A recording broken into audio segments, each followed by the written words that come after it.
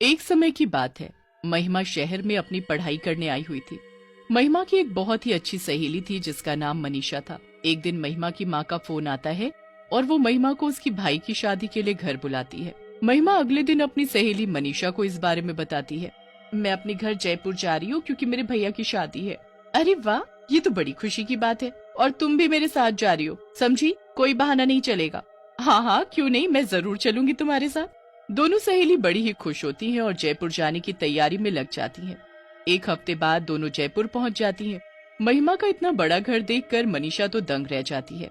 हर तरफ शादी की तैयारी चल रही होती है। आ गई मेरी बेटी। हाँ माँ, और देखो मेरे साथ कौन आए हैं, मेरी सहेली मनीषा। अरे बेटी, आओ आओ और इसे अपना ही घर समझो। जी माँ जी। चलो मनीषा, चलकर भैया से मिलते हैं।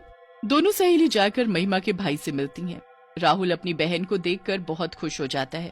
अरे कितने दिन लगा दिए आने में, जैसे किसी पड़ोस की शादी है। अरे भैया, बस एग्जाम्स की वजह से रुकना पड़ा, पर अब मैं आ गई हूँ ना। अब देखना हम दोनों आपकी शादी में क्या धमाल मचाएंगे। अरे पर पहले इनसे तो मिलवा। अरे हाँ, मैं तो भूल ही गई।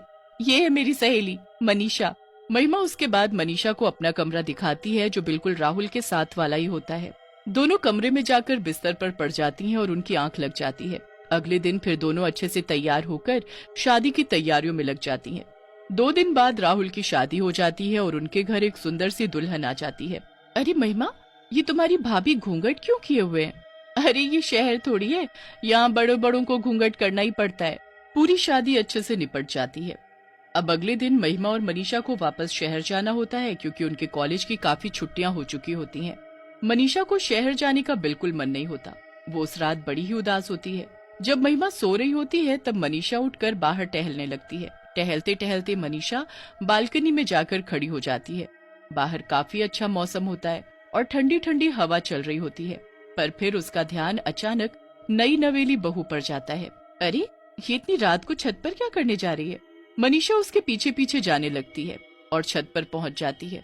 छत पर घूंघट में वो बस चलती ही जा रही होती है। उसके बाद वो अपना घूंघट ऊपर करती है और आसमान में पूरे चांद को देखने लगती है।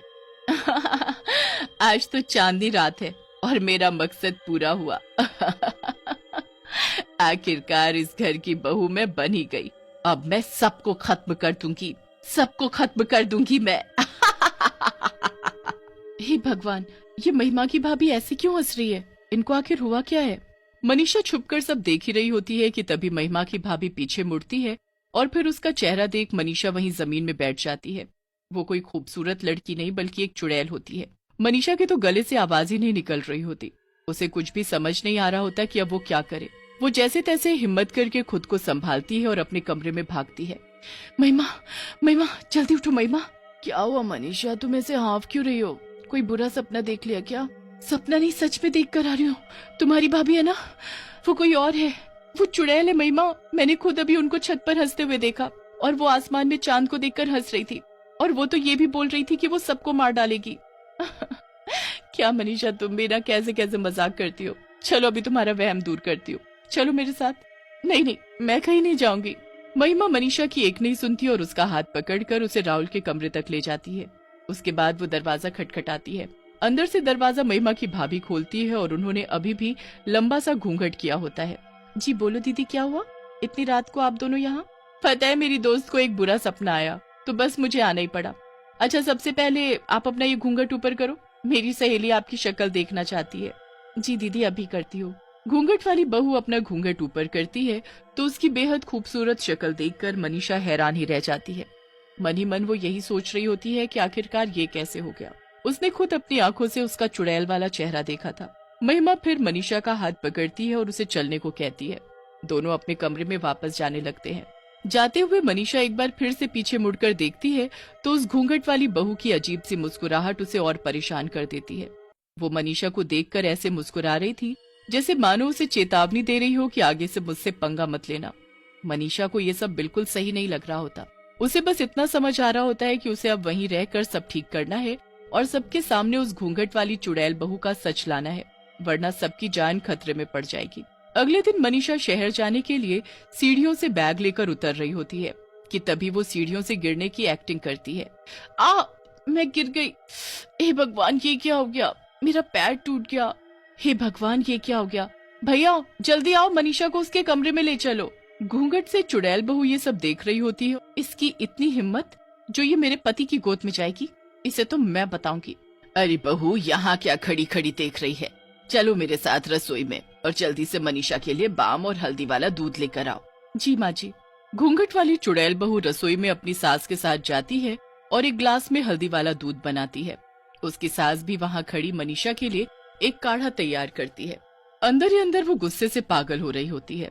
वो दूध में जादू कर देती है और जाकर मनीषा को दे देती है।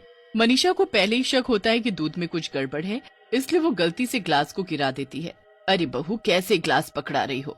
देखो गिर गया। चलो जाओ, पोछा लाओ और साफ कर दो। सब लोग मनीषा की देखभाल में लग जाते हैं और कुछ दिन के लिए उनका शहर जाना कैंसिल हो जाता है। घूंघट वाली चुड़ैल बहू से ये सब देखा नहीं जा रहा होता। वो रात होने का इंतजार करती है। जैसे ही रात होती है और सब सो जाते हैं, वो छत पर जाती है और अपना घूंघट ऊपर करके आसमान में चांद को देखने लगती है। मुझे शक्ति चाहिए, मुझे शक्ति चाहिए। मैं सबको जल्द से जल्द बर्बाद कर सकूं, मुझे ऐसी शक्ति चाहिए। पर सबसे पहले मुझे उस लड़की की जान लेनी है, फिर उसके बाद मैं सबको देखूंगी। एक बार मैं सबको खत्म कर दूं, फिर मैं और राहुल दोनों सुकून से रहेंगे और मैं अपने चुड़ैल वंश को आगे बढ़ाऊंगी। चुड़ैल वहीं छत पर बैठकर जादू टोना करने लगती है।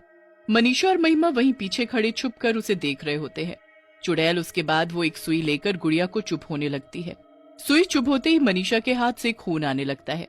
देखो महिमा, देखो, देख लिया ना तुमने अपनी आंखों से इस घूंघट वाली चुड़ैल का सच? ये देखो, मेरे हाथ से खून आ रहा है। हे भगवान, ये सब हो क्या रहा है? अब हम क्या करेंगे? ये हम किस चुड़ैल को अपने घर ले आए? सब सोचते हैं ये कितनी संस्कारी है जो हर वक्त घूंघट करके रहती है, पर किसी को नहीं पता कि इस घूंघट के अंदर एक चुड़ैल है जो अपना चेहरा छुपाने के लिए इसे घूंघट से ढकती है। हाँ, मैं यही तुमको कब से बताना चाहती हूँ, पर तुम मानने को तैयार ही नहीं हो। मेरे भाई को तो इस बात का अंदाजा भी नहीं होगा कि उसकी बीवी एक चुड़ैल है। तुम कुछ करो ना मनीषा। मैं सब कर चुकी हूँ। मैं एक बाबा को जानती हूँ जिनको मैंने पहले ही फोन कर दिया था। उन्होंने मुझे सब बता दिया है कि मुझे क्या करना है। बस अभी हमें कैसे भी 2 दिन शांति से निकालने हैं, फिर पूर्णिमा की रात को हम इस घूंघट वाली चुड़ैल बहू का सच सबके सामने लाएंगे और इससे हमें छुटकारा भी मिल जाएगा। बस फिर 2 दिन जैसे तैसे निकल जाते हैं। उसके बाद दोनों सहेली छत पर आती हैं और वहाँ जिस जगह चुड़ैल अपना जादू टोना करती है, वहाँ एक कटोरी खीर रख देती है। कुछ देर में चुड़ैल वहाँ आ जाती है। मनीषा और महिमा बाकी घर वालों के साथ छुपकर चुड़ैल के आने का इंतजार कर रहे होते हैं। कुछ ही देर में चुड़ैल वहाँ आती है। वो अपना घूंघट ऊपर करके खीर देखकर बड़ी हैरान होती है। चुड़ैल को कुछ समझ नहीं आता, पर वो खीर देखकर रह नहीं पाती। वो उस कटोरी को उठाती है और खीर चखने लगती है। जैसे ही वो खीर खाती है, उसे उल्टी होने लगती है। ये क्या है? ये मुझे क्या हो रहा है? चुड़ैल जमीन में गिर जाती है और तभी सब घर वाले वहाँ आ जाते हैं।